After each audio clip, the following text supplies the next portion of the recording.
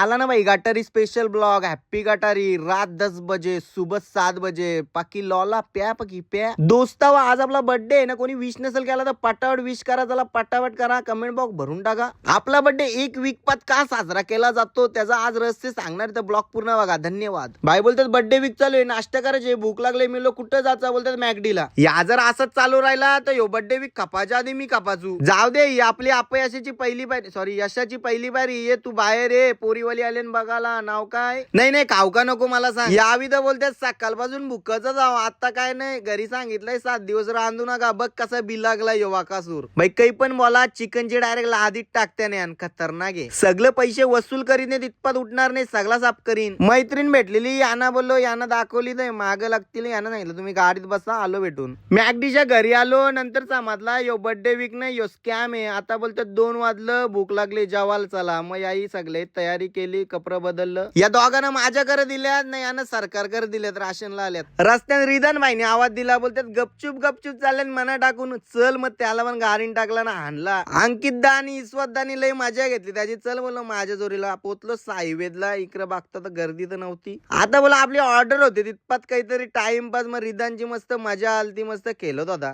त्या बागलाय तुम्हाला कोणची खुशी कोणला बघवत नाही. मग या अंकितनी वाट लावली याची.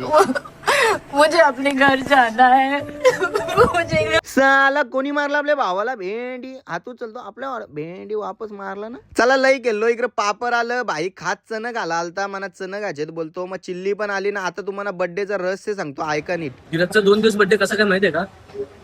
12 तारखेला त्याचा रात्री जन्म झाला 11:59 आणि डॉक्टरांना बाहेर येता वाजली 12 म्हणून 12 तारखेला एक बर्थडे तिथीनुसार आणि जन्मानुसार डॉक्टरांच्या सांगण्यानुसार 12 वाजता म्हणजे 13 तारीख असे त्याचे 2 दिवस बर्थडे होता. आणि आमचा हा विकेंडली बर्थडे चालू आहे. म्हणजे आपल्याला तो 7च्या 7 दिवस आम्हाला एक टाइम जेवायला आणणार.